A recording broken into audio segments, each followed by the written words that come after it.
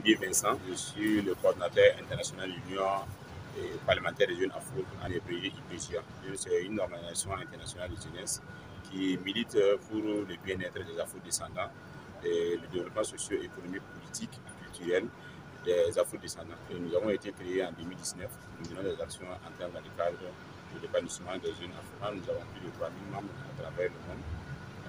Et nous avons eu un accord de siège au Burkina Faso avec le gouverneur burkinabé. Et nous sommes en train de travailler à la mise en place du bureau international qui sera couronnée par la première session de l'Union internationale. Nous revendiquons entre autres l'indépendance véritable de l'Afrique. Nous réclamons la bonne gouvernance partout où vivent les afro-descendants.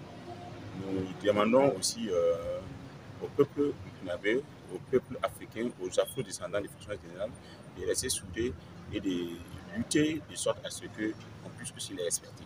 Parce que le noir, il y a la discrimination raciale et le noir est opprimé dans sa peau, dans son âme. Et il faut que cela cesse. Nous militons pour le retour des afro-descendants en terre africaine. Donc nous pensons qu'il est temps pour nous, afro-descendants, de travailler à développer notre mère patrie et de retourner. Nous demandons aux afro-descendants qui cherchent à aller chercher l'Eldorado ailleurs, de rester en terre africaine. Et l'Eldorado se trouve là-bas. Nous avons un sous-Brice, nous avons un sous-Brice, et nous avons les bras valides, nous avons les ressources intellectuelles, nous avons de quoi développer l'Afrique. Avec les Noirs américains, nous sommes en train de mettre en place une organisation à travailler à ce que se retrouver les terres patries.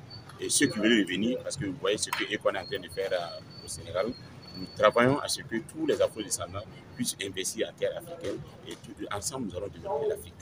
Actuellement, on ne dit pas de suspendre avec la France, on ne dit pas de briser la chaîne avec la France, mais il faut totalement réviser tous les accords.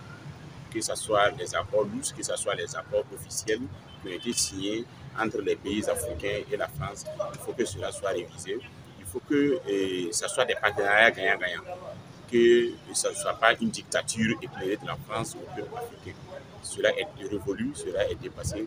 Et il faut qu'on parte aussi vers d'autres partenaires qui vont nous aider à lutter contre l'insécurité, contre les terroristes. Actuellement, les jeunes Africains, c'est l'indépendance véritable de l'Afrique.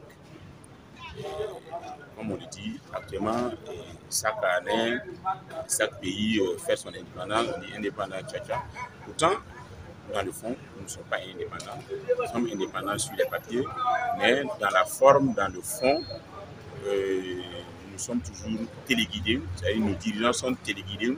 Nos dirigeants se comportent en sous-préfet de la France et au détriment ou au mépris de leur peuple. Le combat des peuples africains de la jeunesse est révolutionnaire actuellement. C'est que nous puissions réellement être indépendants, nous puissions être libres de faire ce que nous voulons de notre pays, de notre cité, à travers des messages comme ce que je suis en train de passer, des messages de sensibilisation, à travers la presse qui est nos partenaires d'ailleurs. Nous faisons des vidéos, nous faisons des sensibilisations, nous faisons des petits ateliers, des conférences pour sensibiliser les peuples. Sankara est le père de la révolution. Et nous ne pouvons pas être Sankara parce qu'il est né avec son étoile, mais nous pouvons essayer quand même de lui rendre hommage en travaillant à ce que l'Afrique soit réellement indépendante et que le colon puisse nous respecter. On ne demande pas à se venger de ce qu'ils ont fait à nos parents.